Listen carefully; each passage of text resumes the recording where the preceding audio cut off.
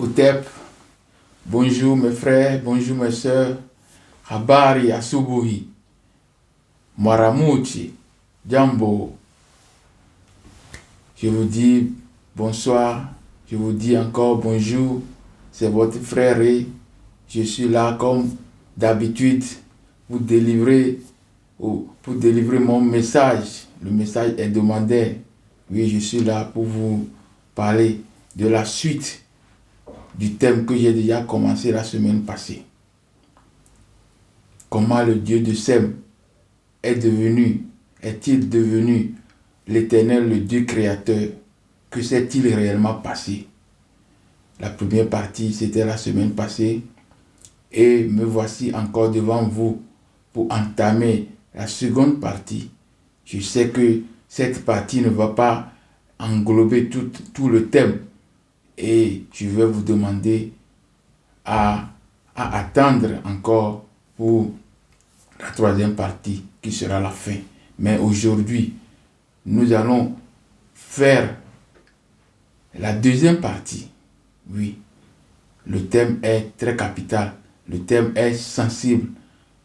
Le thème est basé sur la foi. Et voilà, j'ai essayé de freiner un chemin pour trouver ce thème et pour amener à vous. Et ensemble, on va comprendre la base. C'est toujours dans la Genèse. Donc, voilà, votre frère est devant vous ce soir. Je sais que vous allez garder vos calmes, vous serez serein, parce que le message-ci est délicat. Je vous invite à garder un calme intérieur, à stabiliser votre intérieur pour que ce qui va venir de l'extérieur, vous pouvez l'accepter ou bien vous pouvez l'examiner très facilement. Voilà, sans plus tarder, j'ai toujours des versets bibliques pour soutenir le message. Ce message qui est délicat, sensible, j'ai encore pris soin de trouver des versets pour soutenir, pour servir de base, de socle à ce message. Le premier verset est tiré du livre de la Genèse. Genèse 9, versets 26 à 27. J'avais lu ça la fois dernière. Et le deuxième est tiré du livre de Michée. Michée 4, 5. J'avais aussi lu la fois dernière. Et le troisième, c'est Exode 3, 1 à 2. Le quatrième, c'est Deutéronome 33, verset 2. Nous avons aussi le texte de Juge 5, verset 4 à 5. Et aussi le passage de Habakkuk 3. Voilà les thèmes, voilà les messages plutôt, pas messages, mais voilà les versets bibliques que j'ai choisis pour servir de socle, de base pour ce message. Je lis le premier verset, Genèse 9, verset 26 à 27. Il dit encore, béni soit l'Éternel Dieu de Sem, et que Canaan soit leur esclave. Que Dieu étende les possessions de Japheth, qu'il habite dans les tentes de Sem, et que Canaan soit leur esclave. Le deuxième, Michée 4, verset 5. Tandis que les peuples, nations, marchent chacun au nom de son Dieu, nous marcherons, nous, au nom de l'Éternel, notre Dieu, à toujours et à perpétuité. Le troisième est tiré de Exode 3, verset 1 à 2. Moïse faisait paître le troupeau de Jéthro, ou Réhuil, son beau-père, sacrificateur de Madian, et il mena le troupeau plutôt, derrière le désert et vint à la montagne de Dieu, à Horeb. L'ange de l'Éternel lui apparut dans une flamme de feu au milieu d'un buisson. Moïse regarda et voici le buisson ne se consume pas. Je lis aussi le verset 5 et verset 6. Dieu dit, n'approche pas d'ici, ôte tes souliers de tes pieds, car le lieu sur lequel tu te tiens est terre sainte.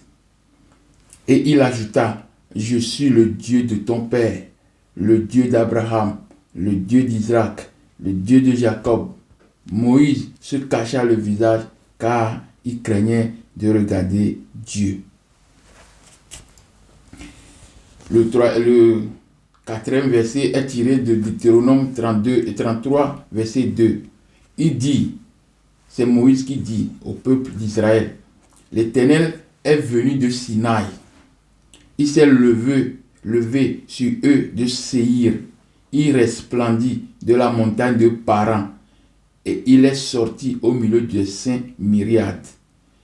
Il leur a de sa droite envoyé le feu de la loi. Je lis Juge 5, versets 4 à 5. Ô Éternel, quand tu sortis de Séhir, quand tu t'avanças des champs d'Édom, la terre trembla, et les cieux se fondirent, et les nuées se fondirent en eau. Les montagnes s'ébranlèrent devant l'Éternel, ce Sinaï, devant l'Éternel, le Dieu d'Israël. Je lis le dernier verset, Habakkuk 3, verset 3. Dieu vient de Théman, le Saint vient de la montagne de Paran. Voilà les versets que j'ai réservés pour ce message. D'après les versets bibliques que je venais de lire, nous pouvons remarquer cependant, certains noms de localités, à savoir Madian, Horeb, Séhir, Sinaï, Paran, Édom et enfin Théman. Ce sont des lieux que nous venons de remarquer dans les textes, les versets bibliques que je viens de lire. Pour mieux comprendre ces versets, nous devons connaître la position géographique, voire la signification de ces noms. D'abord, nous allons parler de Madian. Madian, c'est le nom de l'un des fils du patriarche Abraham qu'il a eu avec Ketura. Ses frères sont Zimran, Jokshan, Medan, Jishbak et Shua. C'est devenu le nom de la localité. Le nom de cet enfant est devenu le nom de la localité. Situé dans la partie nord-ouest de la péninsule arabique, à l'est d'Aqaba. Donc tout ça là sont des régions géographiques. Donc on parle de localité dans la partie nord-ouest de la péninsule arabique. Vous connaissez la péninsule arabique, c'est juste à côté, de l'autre côté de la mer Rouge. C'est ça la péninsule arabique. Et on parle de l'est de Aqaba. Aqaba, c'est le petit bras. Quand vous voyez la mer Rouge, le petit bras ici, dedans, c'est là-bas qu'on parle de Aqaba, golfe d'Aqaba. C'est la mer aussi. Il est limité au nord par Édom et au sud-est par les royaumes arabes du Hijra ou Neb.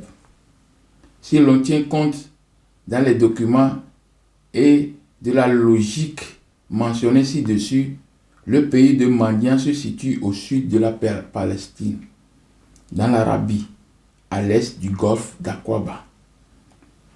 Ce qui signifie en un mot, l'Arabie aujourd'hui. Quand on parle de Aqaba, c'est l'Arabie aujourd'hui, l'est de la mer Rouge, comme je viens de dire, à partir des bras, la mer Rouge avait deux petits bras, dont le bras qui est à l'Orient, c'est ça qu'on appelle golfe d'Aqaba. Donc, dans les documents extra-bibliques, les Madians se décrit par des sources, non pas des gens à peau foncée, et on les appelle Kushim. C'est un mot hébreu utilisé pour désigner les Africains à peau noire.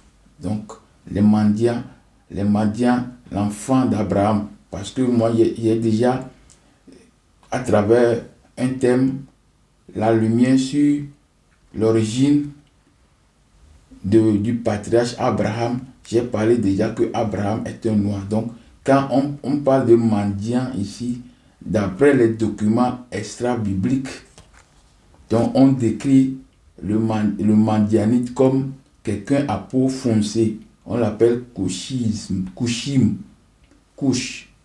c'est pluriel.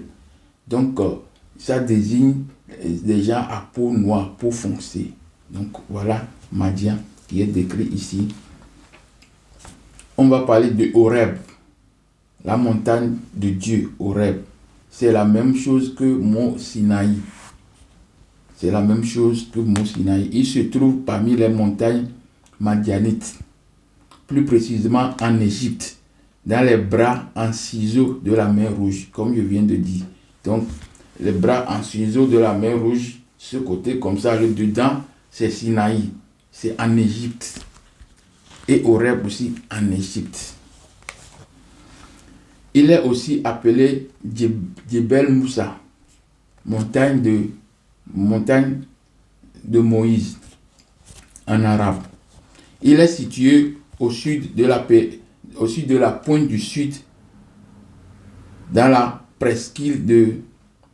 Non, il est situé au sud-est de l'Égypte, dans le gouvernorat du Sinaï Sud, au sud de la pointe du sud, dans les presqu'îles de Sinaï. Il est à 50 km de la côte des mers Rouges, à 75 km de Sharm el-Sheikh, c'est en Égypte, et à 160 km à vol d'oiseau du Caire. Donc la position de Horeb, la position de Sinaï, c'est en Égypte.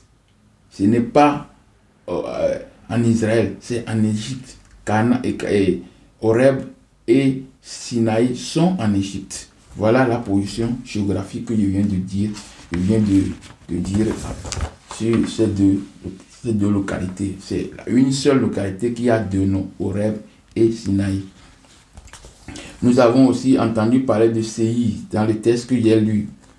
Le Dieu vient de Séhir. C'est une région montagneuse qui s'étend entre la mer Morte et le golfe d'Aqaba. Donc, vous connaissez la mer Morte, c'est en Israël, ou bien c'est à la frontière d'Israël et Jordanie. Donc, c'est une région montagneuse qui s'étend entre la mer Morte et le golfe d'Aqaba, ou région au nord du Madian. Elle est presque dans la zone madianite. Le mot Séhir doit son nom à Séhir, le Horite, qu'on appelle encore Hittite. Dans les noms normaux, c'est Hittite, mais nom biblique, c'est Horite, dont les descendants habitaient dans la région. Nous savons également dans Genèse 36, Ésaü, fils d'Isaac, a élu son domicile. Donc dans la Genèse 36, on a parlé de la demeure de Ésaü. Il a élu pour domicile Séhir. Il existe toujours aujourd'hui sous le nom arabe Tibal, H-Shara. Donc Séhir, c'est la zone là que les Horites, les Hittites c'est un peuple de la Turquie actuelle. Donc eux sont arrivés, ils sont déplacés pour arriver là-bas. Nous avons aussi Édom ou Ésaü. C'est le frère jumeau de Jacob. C'est encore Adam, comme j'avais expliqué dans un message rendu à l'Afrique, les deux fleuves de la Mésopotamie. J'ai expliqué Adam, c'est couleur roux. Donc c'est un petit territoire du Proche-Orient ancien situé au sud de la mer Morte. Elle est aussi au sud-ouest de la Jordanie actuelle. Donc la Jordanie, nous connaissons la Jordanie. Donc Édom est là-bas. Donc quand nous lisons Genèse 36, verset 8, on dit Ésaü sort et s'établit dans la montagne de Séhir. Ésaü, c'est Édom. Donc Ésaü, frère de Jacob, est encore appelé Édom. Nous avons aussi entendu Paran, c'est-à-dire P-A-R-A-N, Paran. Souvent écrit Pharan, signifie abondant. C'est le désert, selon la Bible, c'est le désert qui a accueilli les Israélites durant leur traversée du désert. Quand ils sortaient de l'Égypte, donc c'est le désert là qui les a accueillis.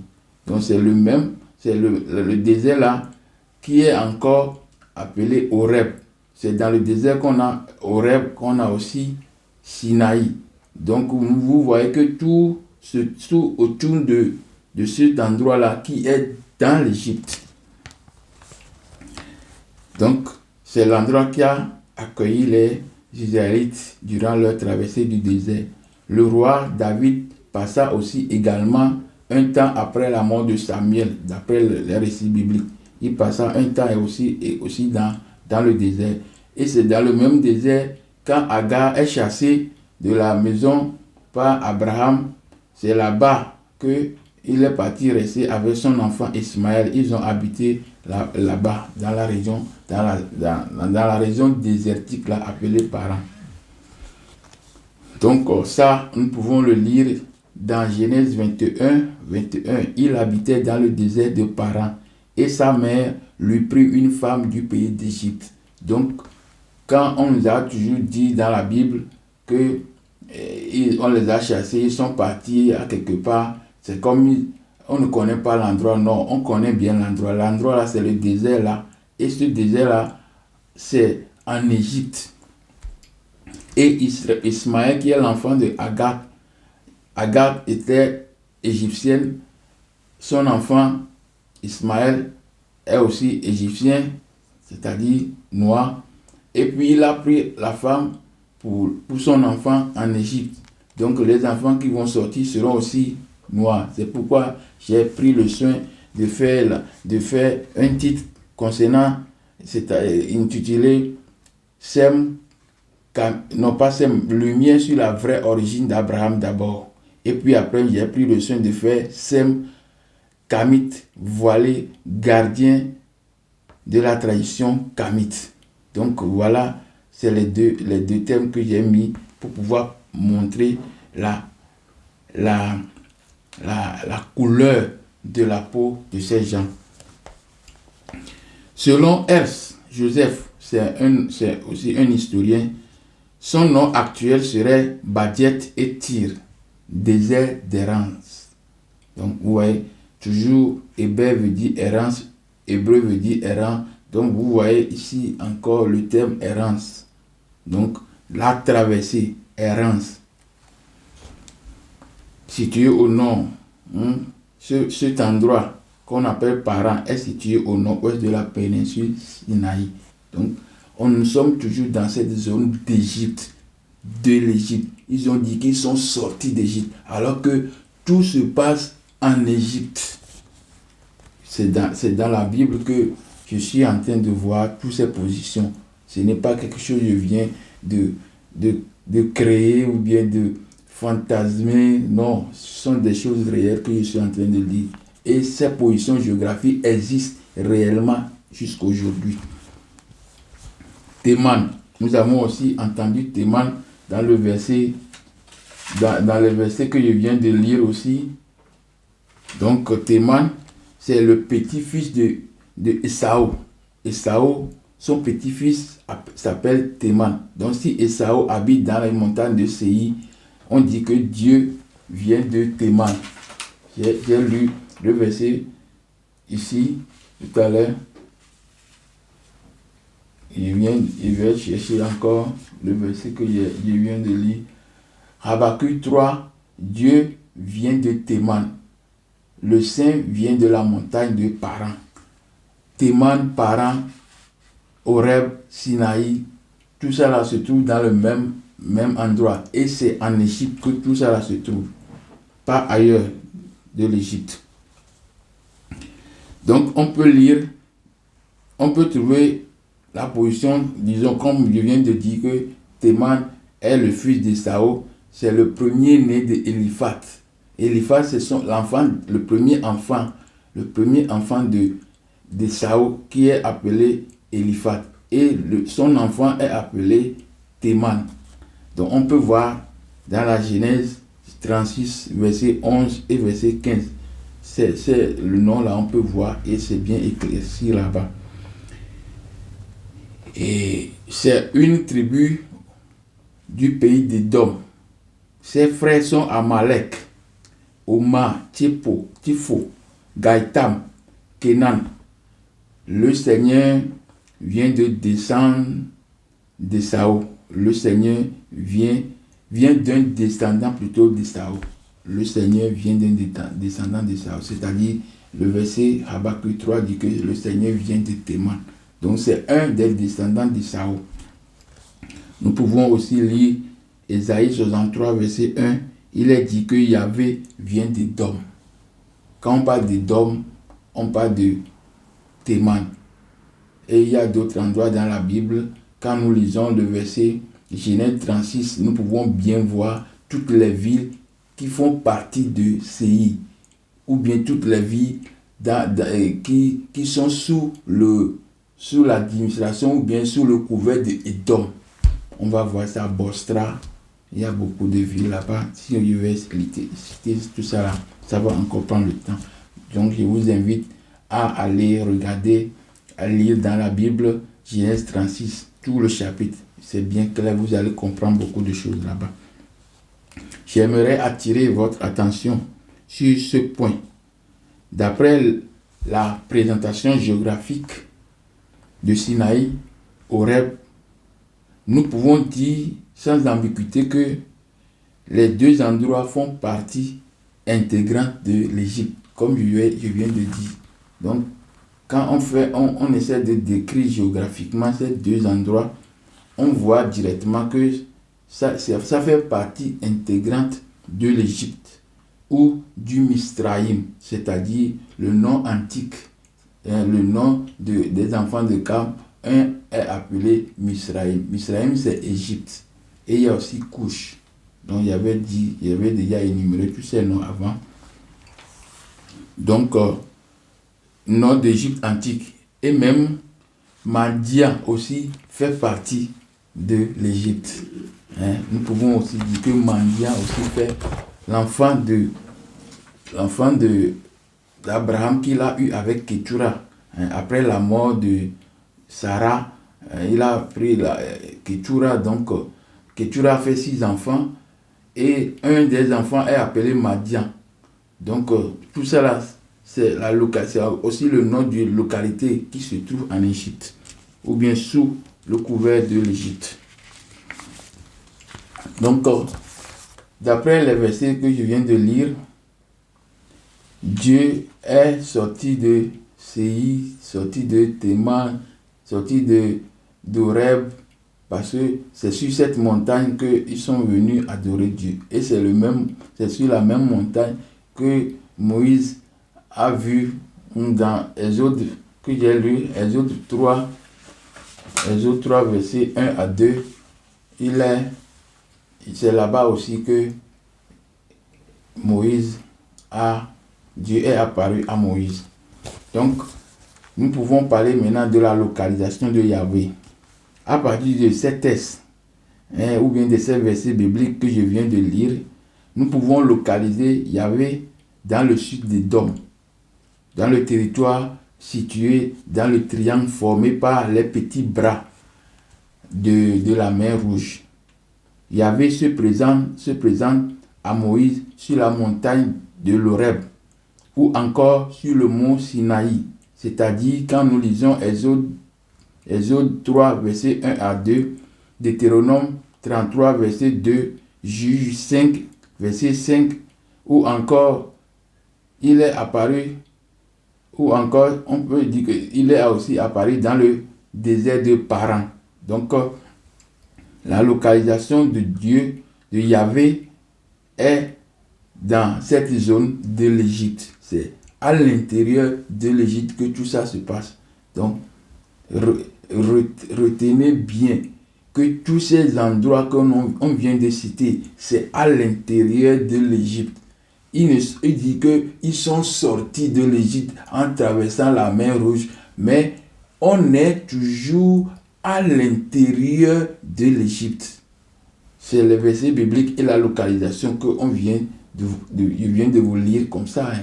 Ce n'est pas de la fantaisie. Si vous avez votre sens normal et posé, vous allez comprendre. Mais si vous êtes divagué dans votre esprit, vous ne pouvez pas comprendre. Tout ça là, ça se trouve sur la terre ici.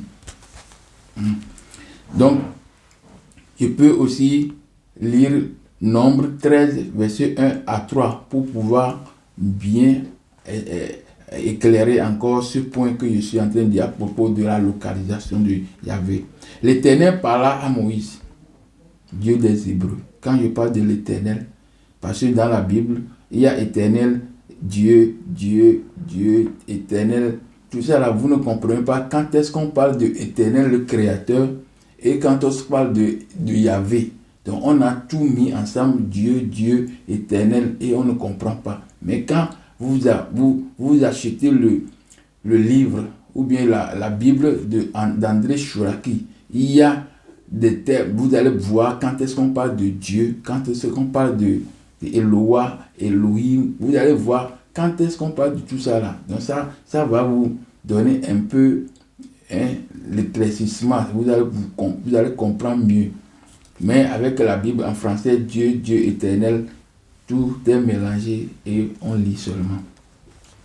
Donc l'Éternel parla à Moïse. Je parle de l'Hébreu, Dieu des Hébreux. Parce que quand il s'est présenté à Moïse, il dit, je suis le Dieu des Hébreux. Et nous savons que Dieu a pris soin de mettre tous les enfants sous le nom de Dieu tutélaire. Donc, le Dieu qui parle ici dit, je suis le Dieu des Hébreux.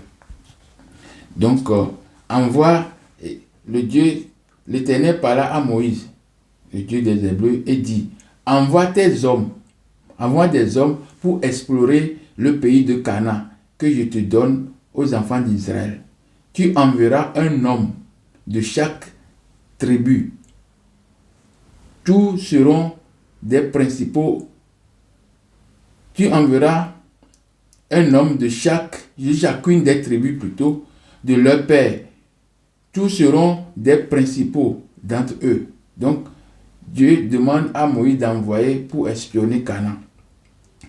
Et Moïse les envoya du désert de Paran, d'après l'ordre de l'Éternel, Dieu des Hébreux. Tous ces hommes étaient chefs des enfants d'Israël. Donc, ils étaient dans le désert. Et c'est dans le désert que Moïse envoie maintenant des espions pour aller explorer Canaan. Donc, le désert de Paran, c'est où? C'est en Égypte. Et c'est là-bas, dans le désert, qu'on a envoyé des gens pour aller espionner Canaan. Vous voyez?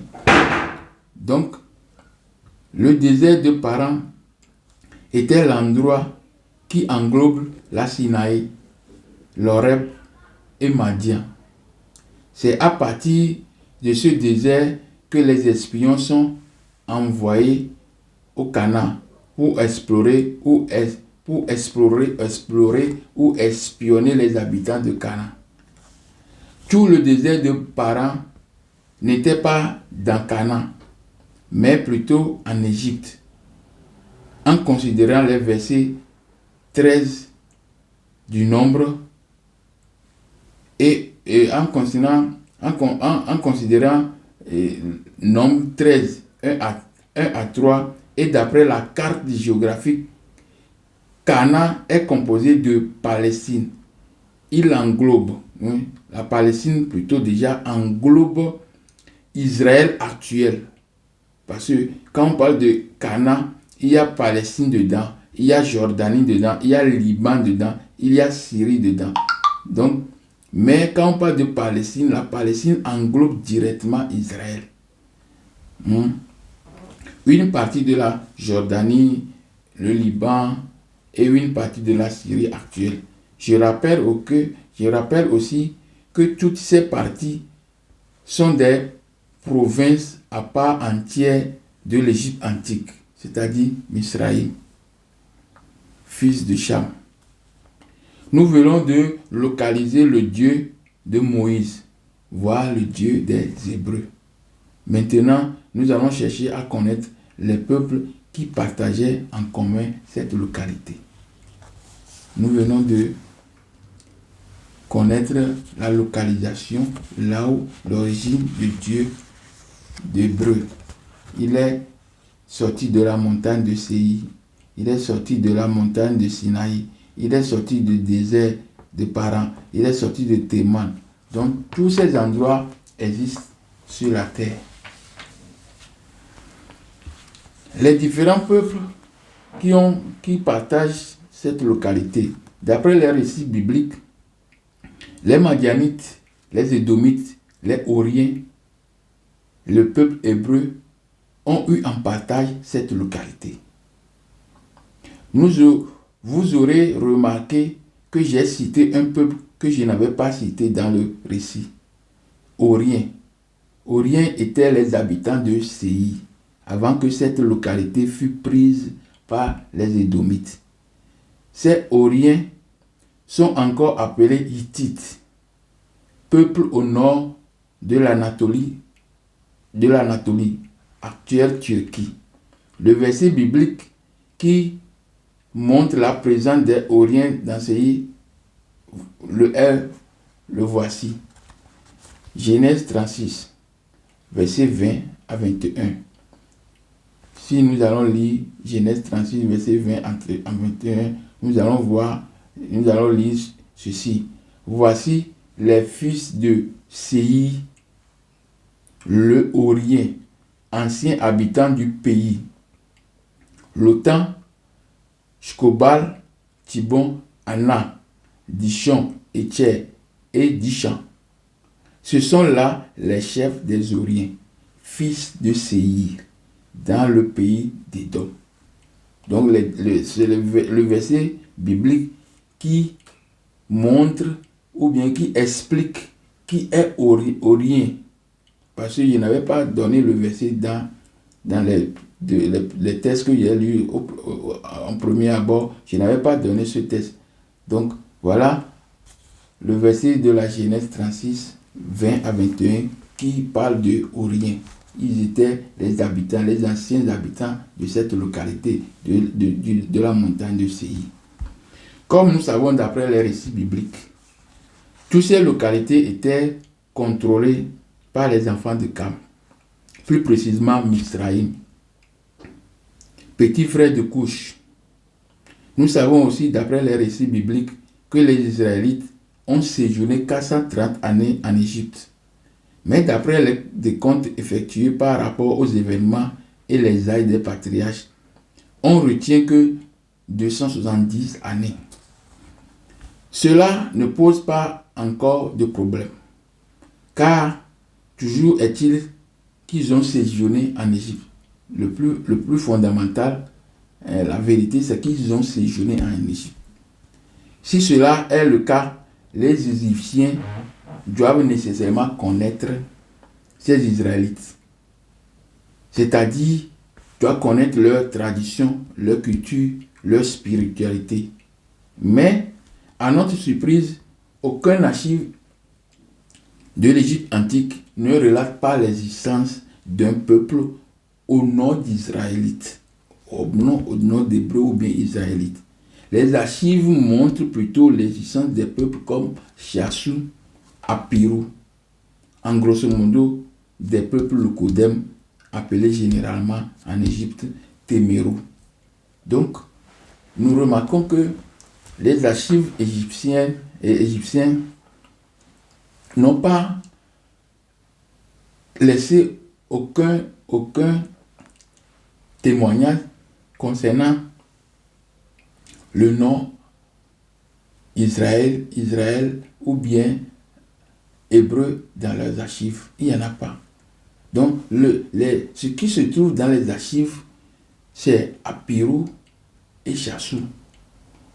Et les gens là sont généralement appelés Témérou, c'est-à-dire les gens à peau blanche. Bon, c'est vulgairement le nom blanche. Roux, c'est comme ça on dit. Nous, on a changé ça en blanc pour dire la peau blanche. Mais c'est la peau roux.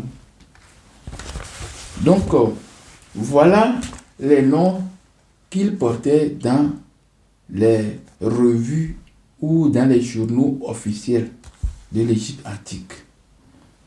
Donc, les registres officiels ne portaient pas le nom hébreu, le nom israélite, et le nom, tout ça là qu'on nous a donné dans la Bible. Dans les archives égyptiennes, on n'a pas ces choses-là. Le nom qui est là, les noms qui sont retrouvés, ou bien qui se retrouvent là-bas, c'est Chassou, c'est Apirou. Ce sont les noms là qui sont là-bas. Donc, et ces gens sont identifiés. Ce sont des leucodèmes. Ce sont des roux. Leur couleur, c'est roux, pas blanche. C'est vulgairement qu'on appelle, on dit blanche. Sinon, ce n'est pas blanche. Qui sont les Chassous? Le terme ou bien le nom Chassou apparaît dans les documents égyptiens dans la deuxième moitié du deuxième millénaire à notre époque, à notre ère, deuxième millénaire avant Jésus-Christ, c'est ça que je voulais dire. Après la chute des Hyksos. Donc ce nom Chassou se retrouve dans les archives égyptiennes dans la deuxième moitié du deuxième millénaire avant Jésus-Christ. Et après la chute, parce que ces gens, un peuple qu'on appelle Hyksos, ont pris l'Égypte, ont dévalisé l'Égypte et ils sont devenus maîtres d'Égypte. Donc, c'est après leur chute que le nom de Chassou sont là. Donc, nous pouvons dire qu'il y a une relation entre les Hyksos et les Chassous. Donc, Hyksos, ce sont des étrangers venus d'Asie qui sont d'abord accueillis par les Égyptiens et par après, ils ont déclaré et chassé des pharaons de leur siège. Et puis, ils ont siégé à leur place. Ils ont régné sur la basse Égypte, l'endroit appelé Avaris. C'est là-bas qu'ils étaient restés, plus précisément dans la province de Delta. Jusqu'aux endroits occupés par les Édomites, les Madianites, les Oriens. Donc, c'est le côté là-bas où on parle des Édomites, Oriens, Israélites, Madianites. C'est là-bas qu'ils ont occupé. Et là-bas, ils ont occupé cet endroit là-bas. Donc, les troupes conduites par... bon, je relis encore. Ils ont régné sur la basse Égypte, Avaris, plus précisément dans la province de Delta, jusqu'aux endroits occupés par les Édomites, les Oriens, les Madianites et les troupes conduites par Moïse dans le désert de Sinaï et dans le désert de Paran. Parce que c'est les mêmes choses. C'est une horde asiatique qui envahissent. C'est une horde, ce sont des hordes plutôt, ce sont des hordes asiatiques qui envahissent l'Égypte au cours de la période de décadence qui suivit l'empire,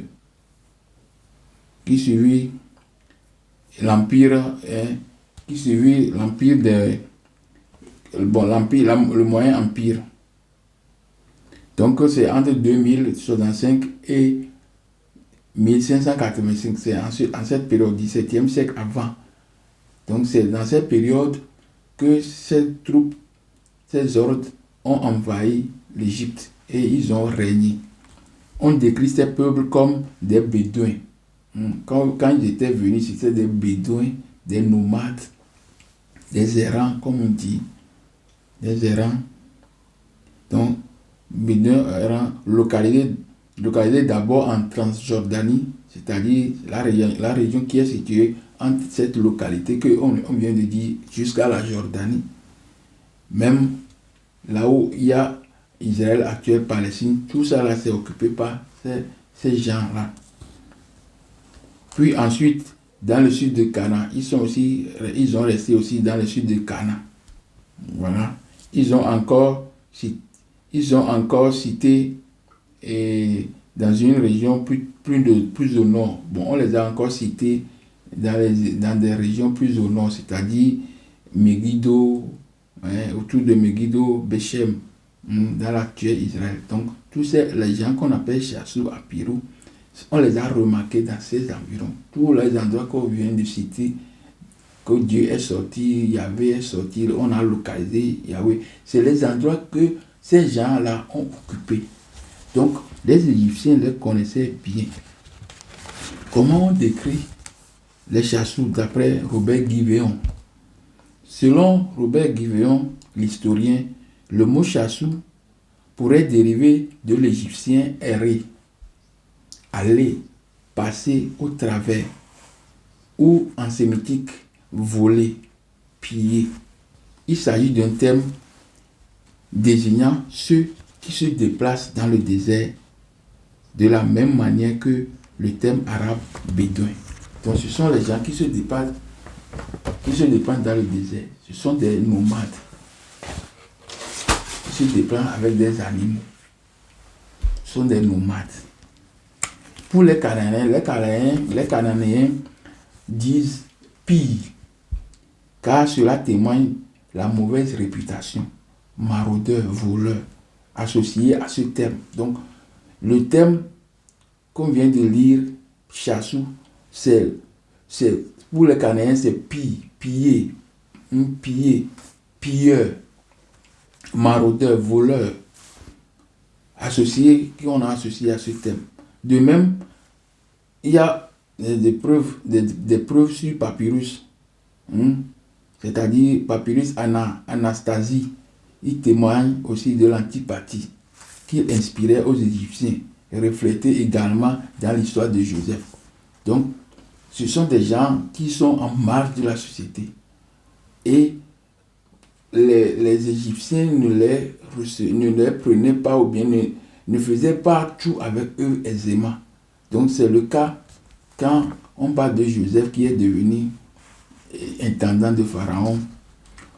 Donc, le verset 43 de Genèse, chapitre 43, verset 32, nous dit: on servit Joseph à part et ses frères à part. Les Égyptiens qui mangeaient avec lui furent aussi servis à part, car les Égyptiens ne pouvaient pas manger avec les étrangers, les Hébreux, parce que c'est à leurs yeux une abomination. Donc dans la Bible, on a parlé de Hébreux, mais dans les documents égyptiens, ce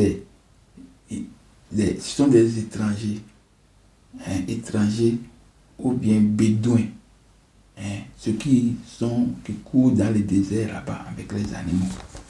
Donc c'est comme ça, ce sont ces gens-là.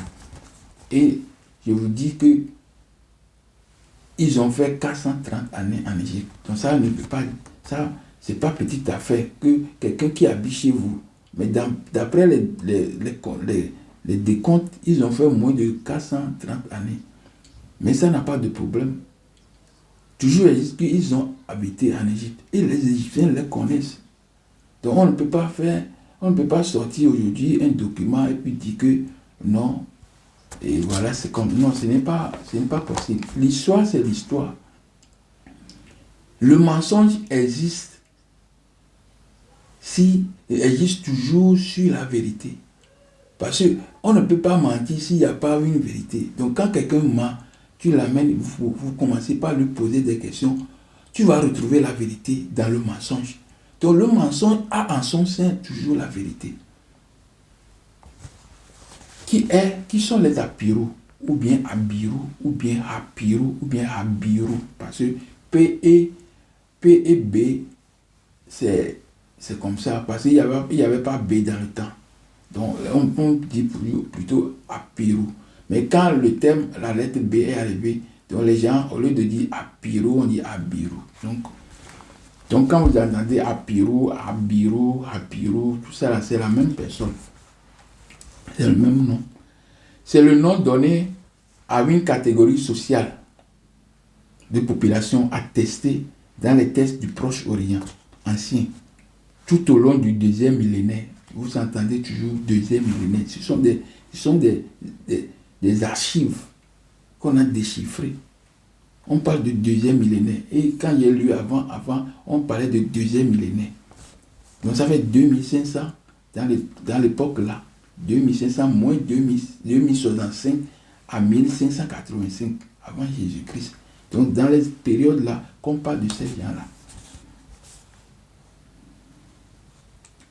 Ce sont des populations au statut précaire, vivant dans la précarité. Vous comprenez? Qui ont en commun le fait de vivre en marge de la société. Comme pour les Chassous aussi. Exemple de certains quartiers, par exemple, certains quartiers de grandes métropoles européennes ou américaines. Quand on parle de France, HLM, les grandes cités, dans les villes où on regorge la population pauvre, les gens pauvres, donc qui ne méritent pas beaucoup de considération. Donc je donne un exemple comme ça, c'est un exemple parmi tant d'autres. Dans toutes les villes, ou dans tous les pays en Europe, il y a des endroits où, quand tu sors de là-bas, on sait que vous êtes pauvre. Donc ce sont des gens qui vivent en marge de la société, qui sont dans une précarité. Et ils sont marginalisés. Et quand tu sors de là-bas, tu ne peux pas te présenter dans un endroit officiel comme quelqu'un qui venait de là. Donc on sait que directement que tu n'es bon à rien. Ouais, c'est la situation, c'est les classes sociales qui se démarquent comme ça.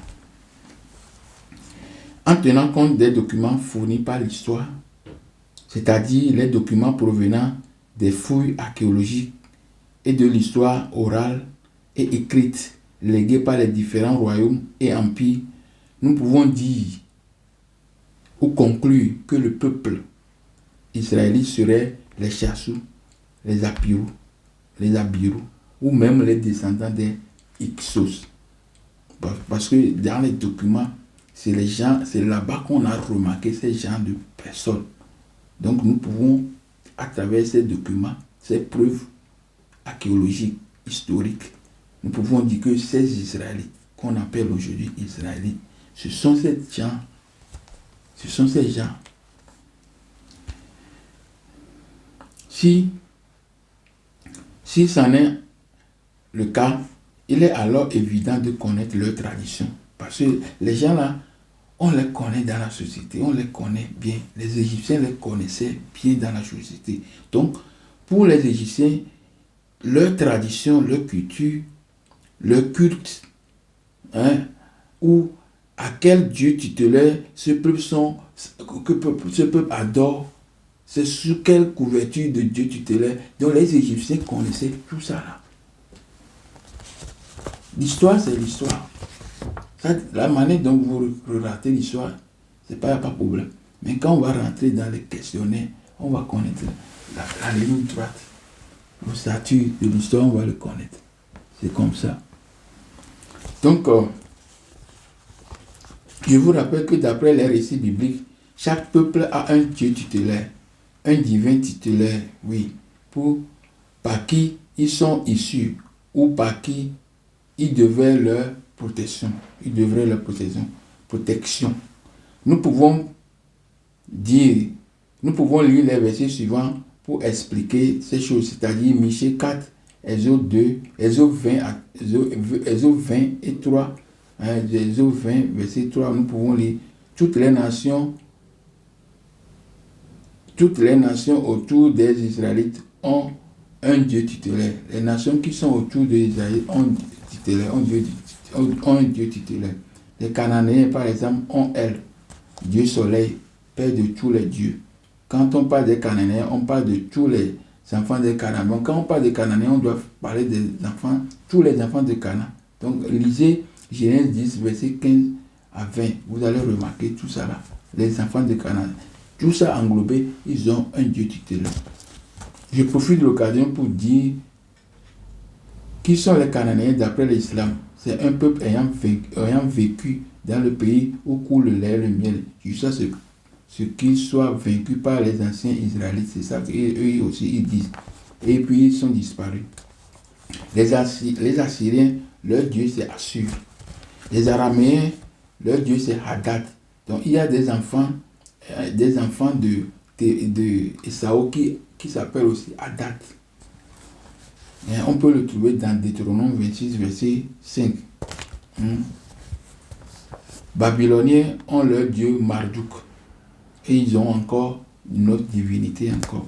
Les Moabites ont dieu Kemosh ou Kamosh, une divinité nationale.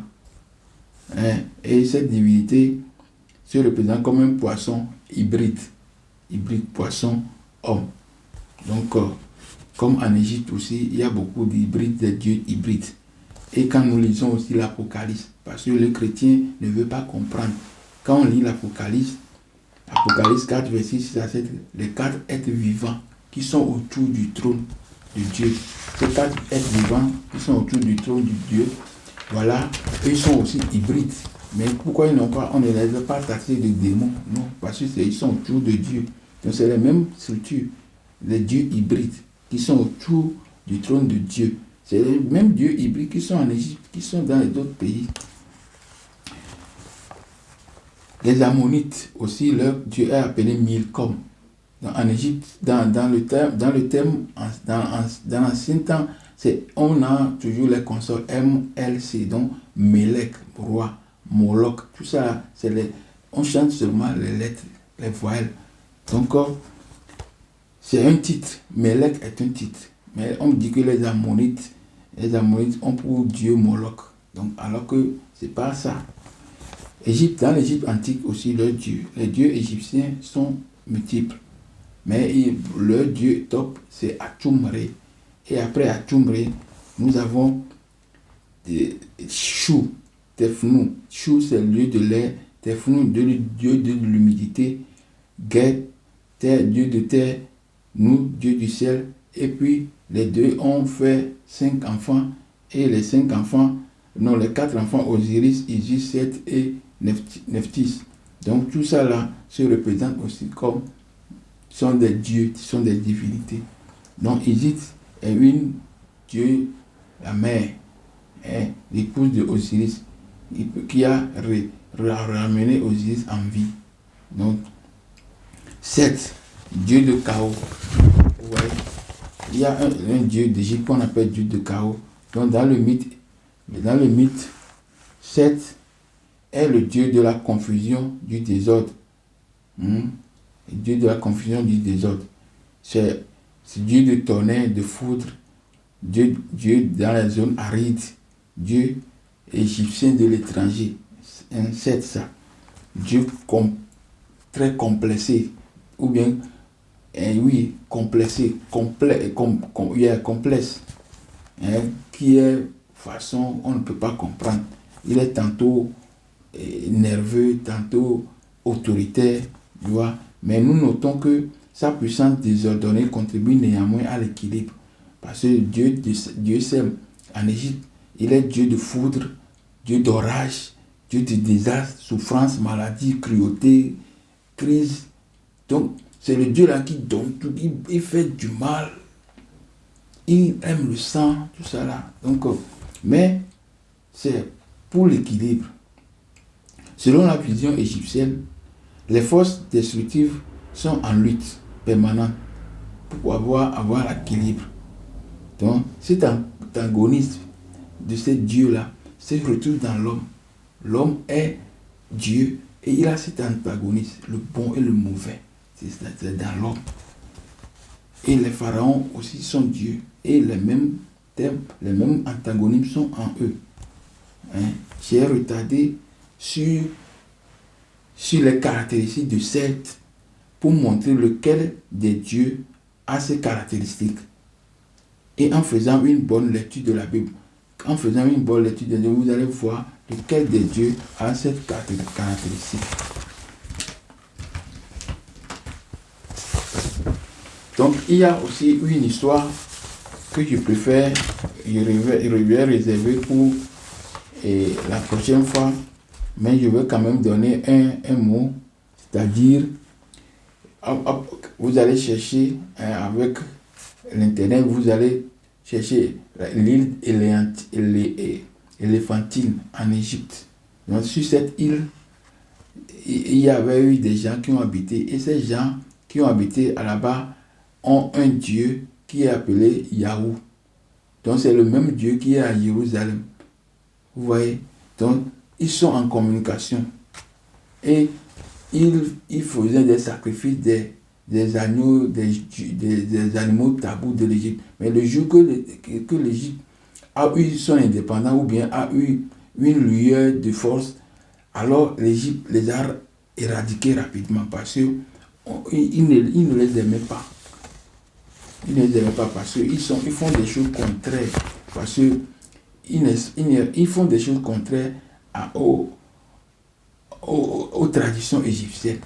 Donc, ces gens qui habitaient là-bas, on a remarqué d'après les sources, les documents ou les trucs archéologiques, c'est les choses, ces gens sont des chassous, sont des abirous, c'est eux qui ont resté, les témirous que je dis, c'est eux qui sont restés sur l'île éléphantine. C'est une ligne qui est en Égypte antique. Donc, et chez eux, nous allons remarquer que le nom Théophore, la plupart des noms Théophore dans la Bible, ce Dieu qui est en Éléphantine, en Égypte, sur l'île Éléphantine, on appelle Yahou. Et nous avons remarqué que dans la Bible, la plupart des gens sont appelés, ont le nom Théophore avec ce fils Yahou. Par exemple, Esaïe, Yahou, Élie Yahou, Josias, Yoshia Yahou, Ézéchias, Isaac Yahou. Et il y a aussi Dieu Yah, Zacharia, Néhémia, Jérémie, ça c'est Jérémie Yahou, Abdia, Obadiah, Tobia. Donc Yahou. Donc c'est bien noté et que les gens qui sont sur l'île là, c'est leur Dieu ça. Donc c'est eux qui sont encore dans la région de l'Égypte, dans le désert de Paran. Donc voilà, je suis arrivé à la fin de ce message. Donc je veux encore vous rappeler, bon, d'abord je dois dire que il y a une troisième partie qui va encore venir la semaine prochaine. La semaine prochaine sera la fin de ce thème. Et par là, nous allons chercher à savoir, nous allons trouver les caractéristiques du Dieu de Sem. Parce que je viens de décrire quand même les dieux qui sont là. Je viens de décrire. Donc, on va voir les caractéristiques du Dieu de Sem. Yahou, Adonai, Elohim, etc. Et on va mettre l'accent maintenant sur Adonai, Elohim et Allah. Donc là-bas, on va comprendre ensemble pourquoi on parle de Adonai, pourquoi on parle d'Elohim et Allah, d'où vient ça. Donc, la plupart de tous ces gens-là venaient d'une seule région. Arabie Saoudite, le Dieu qu'on appelle Allah est dans la zone que Yahweh est sorti. Donc, tout ça là sont les mêmes gens. Vous voyez? Donc, Allah, Yahweh sont Dieu. C'est le même Dieu. Ils ont les mêmes attributs, les mêmes caractéristiques.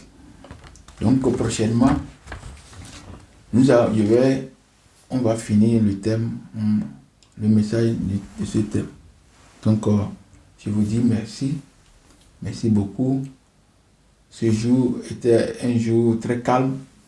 Et donc au revoir et à bientôt.